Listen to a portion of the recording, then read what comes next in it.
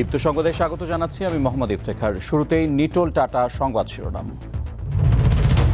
দেশে করোনায় আরও ৪৩ প্রাণহানি, পরিস্থিতির উন্নতি নেই সীমান্ত এলাকায়। কুষ্টিয়া চিনিকলের গুদাম থেকে ৫৩ টন চিনি গায়েব, স্টোর কিপার বরখাস্ত। ভারী বৃষ্টির মধ্যে কক্সবাজারের রোহিঙ্গা ক্যাম্পে পাহাড় ধস, ২ জন নিহত।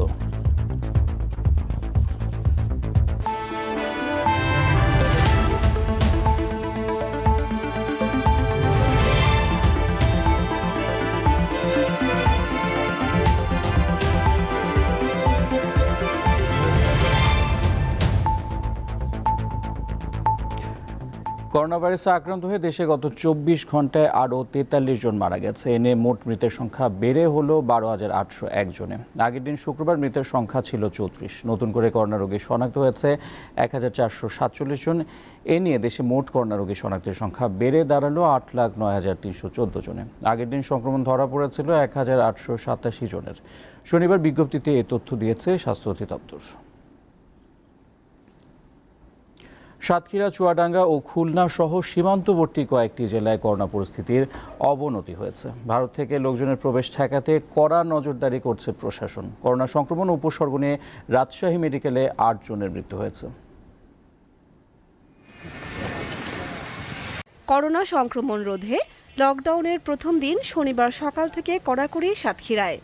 যশোর ও খুলনা থেকে সাতক্ষীরায় প্রবেশের মুখে বসানো হয়েছে বেশ কয়েকটি তল্লাশি কেন্দ্র।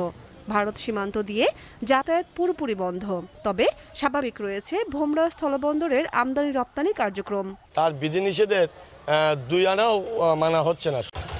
তাছাড়া উপায় নেই, তো বাড়িতে তো আরো লোকজন আছে। করোনা সংক্রমণ নিয়ন্ত্রণে আসেনি চুয়াডাঙ্গাতে। দামুড়হুদার সীমান্তবর্তী কার্পাসডাঙ্গা ও কুড়ালগাছির ৭টি গ্রামে চলছে চতুর্থ দিনের লকডাউন। খুলনা মহানগরের ৩টি থানা ও একটি উপজেলায় কঠোর বিধিনিষেধ আরোপ করা হলেও অনেকে তা মানছে না।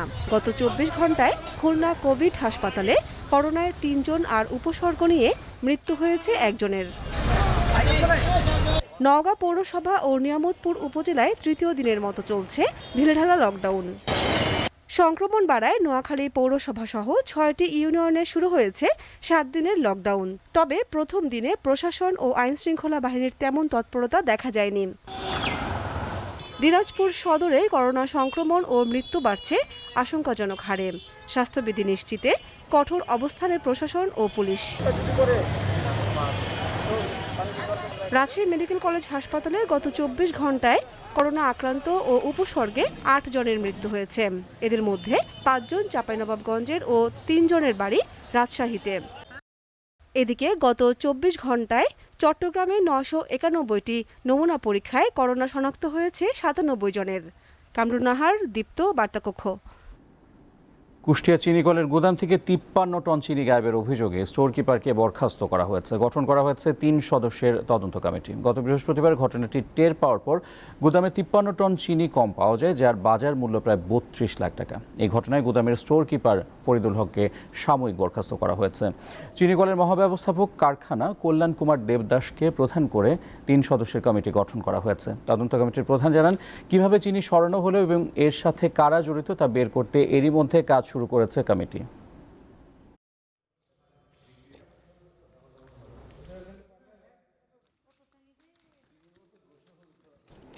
দর্শক, গুদাম থেকে ৫৩ টন চিনি গায়েবের বিষয়ে সবশেষ জানাতে কুষ্টিয়া থেকে যোগ দিচ্ছেন সহকর্মী দেবেশ চন্দ্র সরকার।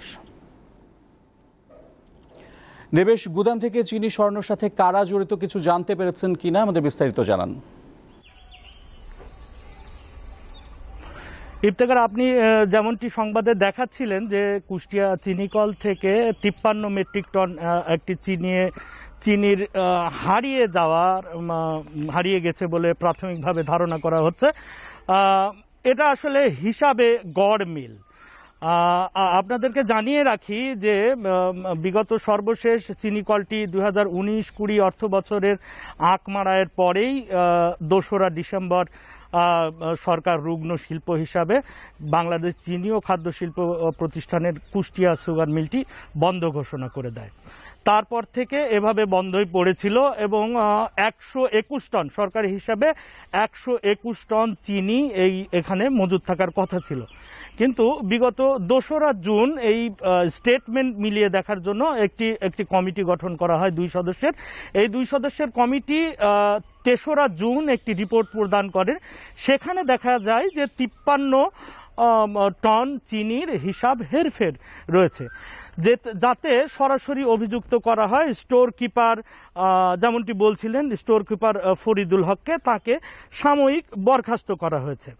এখন যেটা সংশ্লিষ্ট চিনিকল সংশ্লিষ্টরা বলছিলেন যে দীর্ঘদিন ধরে হয়তোবা এরকম পরিস্থিতি চলে আসছিল, এই ধরনের চুরি চলে আসছিল, কিন্তু এতদিন ধরা পড়েনি। এর কারণ হচ্ছে কি যে প্রতি মৌসুমেই কিছু না কিছু চিনি বিকৃত অবস্থায় থেকে যেত এবং নতুন চিনি যখন উঠতো তখন এই পুরনো চিনিগুলো পেছনে পড়ে যেত এবং নতুন চিনি গোডাউনজাত করা হতো।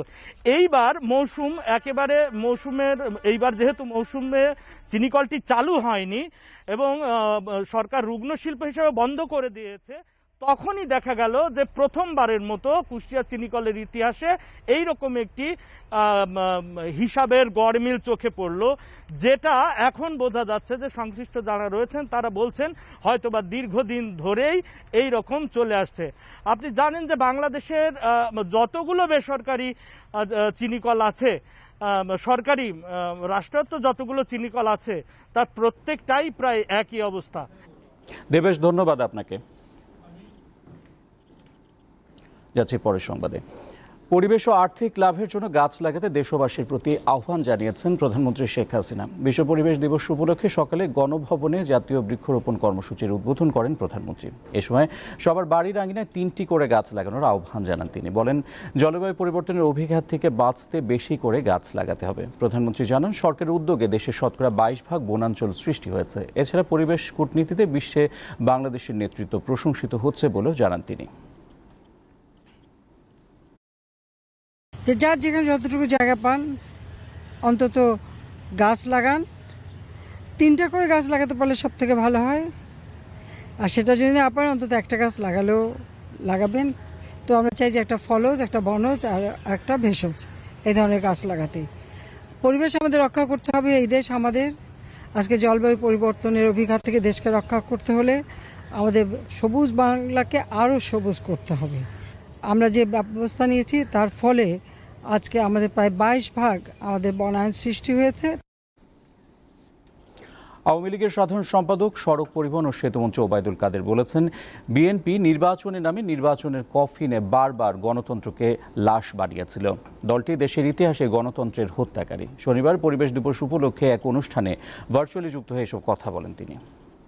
আজ বিএনপির নেতারা গণতন্ত্র প্রতিষ্ঠার কথা বলেন, তাদের বিএনপির মুখে গণতন্ত্রের কথা শোভা পায় না।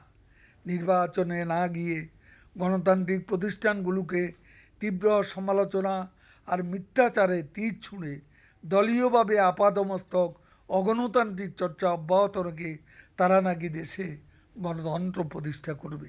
বিএনপি 1977 থেকে 78 সালের প্রহসন নির্বাচনের ধারাবাহিকতাও বিস্তৃত হয়নি। পরিবেশ ধ্বংসকারীদের বিরুদ্ধে রুখে দাঁড়ানোর আহ্বান জানিয়েছেন তথ্য ও সম্প্রচার মন্ত্রী হাসান মাহমুদ। দুপুরে বিশ্ব পরিবেশ দিবস উপলক্ষে বাংলাদেশ টেলিভিশনের চট্টগ্রাম কেন্দ্রে আয়োজিত সুধী সমাবেশ ও বৃক্ষরোপণ অনুষ্ঠানে এ আহ্বান জানান তিনি। মন্ত্রী বলেন, বর্তমান সরকার দেশের পরিবেশ ও বনায়ন রক্ষায় নানামুখী কার্যক্রম চালিয়ে যাচ্ছে, যার সুফল ভোগ করছে দেশের মানুষ। পরে টেলিভিশন প্রাঙ্গণে 3টি গাছের চারা রোপণ করেন তথ্য ও সম্প্রচার মন্ত্রী। খালেদা জিয়া দ্রুত সুস্থ হয়ে বিএনপির সংগ্রামে নেতৃত্ব দেবেন বলে আশা প্রকাশ করেছেন দলটির মহাসচিব মির্জা ফখরুল ইসলাম আলমগীর। জাতীয় প্রেস ক্লাবে বিশ্ব পরিবেশ দিবস উপলক্ষে আলোচনা সভায় তিনি কথা বলেন। আশার আলো দেখে সামনের দিকে এগোতে হবে। আমরা অবশ্যই এই সংগ্রামে জয়ী হব। দেশনেত্রী বেগম খালেদা জিয়া আমাদেরকে সেই অনুপ্রেরণা দিয়েছেন এবং আমরা বিশ্বাস করি যে উনি অতি দ্রুত তিনি সুস্থ হবেন এবং তিনিও আমাদের সেই সংগ্রামে নেতৃত্ব দিতে সক্ষম হবে। এবারে কেওয়াইস্টিল চট্টগ্রাম সংবাদ।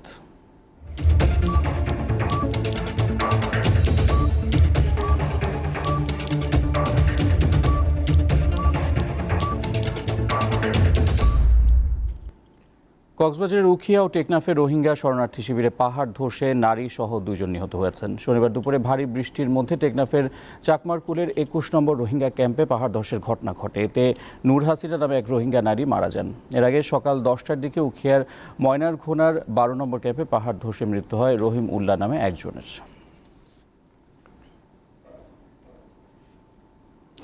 দর্শক, এ বিষয়ে বিস্তারিত জানাতে কক্সবাজার থেকে যোগ দিচ্ছেন সহকর্মী হারুনুর রশিদ।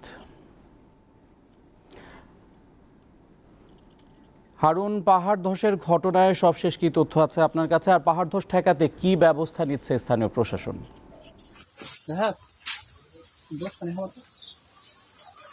ইফতেখার, আপনি নিশ্চয় জানান যে কক্সবাজারে সকাল থেকে একদম ভারী বর্ষণ, থেমে থেমে ভারী বর্ষণ হচ্ছিল। ভারী বর্ষণে মাঝে মধ্যে রোদ দেখা দিল, কিন্তু বজ্রপাত ছিল প্রচন্ড। সকাল আমরা দুপুরের দিকে খবর পেলাম যে রোহিঙ্গা 21 নম্বর টেকনাফের চাকমারকুল 21 নম্বর রোহিঙ্গা ক্যাম্পে দুপুরের দিকে এক হঠাৎ পাহাড় ধসের ঘটনা ঘটে। এই ঘটনায় নূর হাসিনা নামে এক মহিলা মাটি চাপা পড়ে তার মৃত্যু হয়। এই খবর পেয়ে এপিবিএন 16 এপিবিএন এর সদস্যরা ওখানে গিয়ে তাকে উদ্ধার করে স্থানীয় সেভ দ্য চিলড্রেন হাসপাতালে নিলে ডাক্তার তাকে মৃত ঘোষণা করে। এরপরে আরেকটা বিষয়, অন্যদিকে রোহিঙ্গা উখিয়া উপজেলার 12 নম্বর রোহিঙ্গা ক্যাম্পে ময়নারঘোনা এলাকায় একইভাবে পাহাড় ধসের ঘটনায় রহিমুল্লাহ নামে আরেকজনের মাটি চাপা পড়ে আরেকজন রোহিঙ্গার মৃত্যু ঘটে। এই বিষয়গুলো নিশ্চিত করেছেন 16 নম্বর এপিবিএন এর এসপি 16 নম্বর এপি তারিকুল ইসলাম এবং 8 নম্বর এপিবিএন এর এসপি অতিরিক্ত পুলিশ সুপার যেমন আশফাকুজ্জামান। তারা অবশ্য আপনি নিশ্চয় জানেন যে কক্সবাজার একটি পাহাড়ি অধ্যুষিত এলাকা। রোহিঙ্গা ক্যাম্প যেগুলো আছে 34টা রোহিঙ্গা ক্যাম্প, বেশিরভাগ ক্যাম্পে পাহাড়ের মধ্যে অবস্থিত। ওই এলাকায় প্রায় সময় পাহাড় ধসের ঘটনা অতীতেও ঘটেছে এবং বৃষ্টি যখন শুরু হয় তখন পাহাড় ধসের ঘটনা বেড়ে যায় এবং পাহাড় ধসের বিষয়ে প্রশাসন অতীত ব্যবস্থা নিয়েছিল।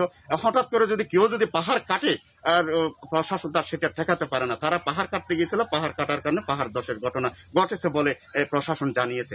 ইফতেখার। হারুন, ধন্যবাদ আপনাকে। দীপ্ত সংবাদে নিচ্ছে বিরতি, সাথেই থাকুন।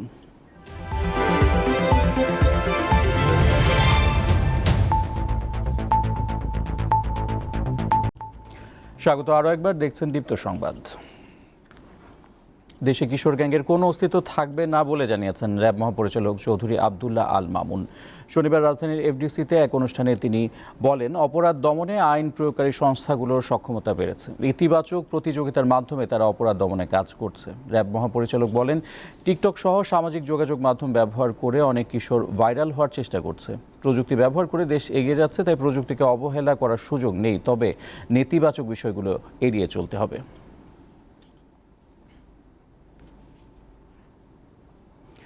রাজধানীর তুরাগে অভিযান চালিয়ে গাড়ি চোর চক্রের 6 জনকে গ্রেফতার করেছে গোয়েন্দা পুলিশ। চলন্ত মাইক্রোবাস থেকে চালককে ফেলে দিয়ে মাইক্রোবাস নিয়ে পালিয়ে যায় গ্রেফতারকৃতরা। নরসিংদী ও কুমিল্লার বিভিন্ন স্থানে অভিযান চালিয়ে তাদের গ্রেফতার করা হয়। গ্রেফতারকৃতরা হলো মিজান মিয়া, হাবিব, ফারুক, কামাল মিয়া, আলামিন ও মোবারক। তাদের কাছ থেকে ছিনতাই হওয়া মাইক্রোবাস উদ্ধার করা হয়েছে। গ্রেফতার হাবিব গাড়ি ছিনতাই মামলায় সাজাপ্রাপ্ত আসামি, আর মিজান গাড়ির নকল নম্বর প্লেট ও কাগজপত্র তৈরি করে। 18 দিনের রিমান্ড শেষে হেফাজত ইসলামের নেতা মামুনুল হককে কারাগারে পাঠিয়েছেন নারায়ণগঞ্জের আদালত। সকাল 10:30টার দিকে তাকে আদালতে তোলা হয়। পুলিশ নতুন করে আর রিমান্ড চায়নি। আদালতের নির্দেশের পর মামুনুল হককে গাজীপুরের কাশিমপুর কারাগারে নেওয়া হয়। চলতি বছরের 28 মার্চ হেফাজত ইসলামের ডাকা হরতালে সিদ্ধিরগঞ্জ ও অন্যান্য স্থানে সহিংসতার ঘটনায় মামুনুল হকের বিরুদ্ধে বেশ কয়েকটি মামলা হয়। 3 এপ্রিল সোনারগাঁওয়ের একটি রিসোর্টে এক নারী সহ স্থানীয়দের হাতে অবরুদ্ধ হন এই হেফাজত নেতা।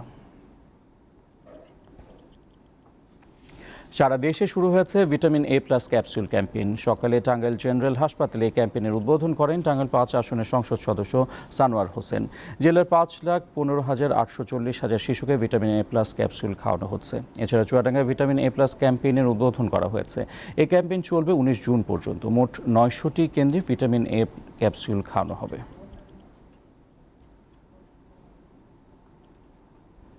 এবার দেশের বাইরের খবর। বিশ্বে করোনা ভাইরাসে আক্রান্ত হয়ে শুক্রবার মারা গেছে 10,237 জন, আর রোগী শনাক্ত হয়েছে 4,16,000-এর বেশি। ভারতে গত 24 ঘন্টায় মারা গেছেন 3,380 জন, আক্রান্ত হয়েছে 1,20,000-এর কিছু বেশি। দিল্লির হাসপাতালগুলোর কর্তৃপক্ষ জানিয়েছে, করোনার দ্বিতীয় ঢেউয়ে আক্রান্তরা সুস্থ হওয়ার পর বেশি জটিলতায় পড়ছেন। প্রথম ঢেউয়ে আক্রান্তদের মধ্যে এমনটি দেখা যায়নি। এদিকে রাশিয়া থেকে স্পুটনিক ভি তৈরির জন্য সেরাম ইনস্টিটিউটকে অনুমতি দিয়েছে ভারতের কেন্দ্রীয় ওষুধ নিয়ন্ত্রক সংস্থা।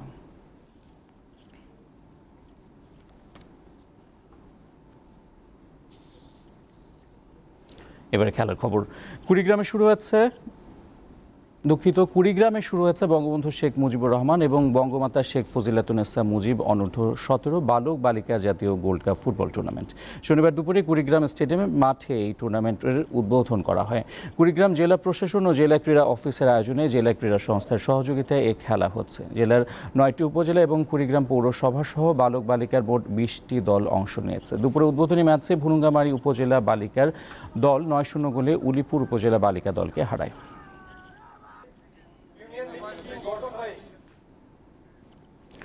শেষ করছি দীপ্ত সংবাদ। যাওয়ার আগে নিটোল টাটা শিরোনামগুলো জানিয়ে দিচ্ছি আরও একবার। দেশে করোনায় আরও 43 প্রাণহানি, পরিস্থিতির উন্নতি নেই সীমান্ত এলাকায়। কুষ্টিয়া চিনিকলের গুদাম থেকে 53 টন চিনি গায়েব, স্টোর কিপার বরখাস্ত। ভারী বৃষ্টির মধ্যে কক্সবাজারের রোহিঙ্গা ক্যাম্পে পাহাড় ধস, 2 জন নিহত।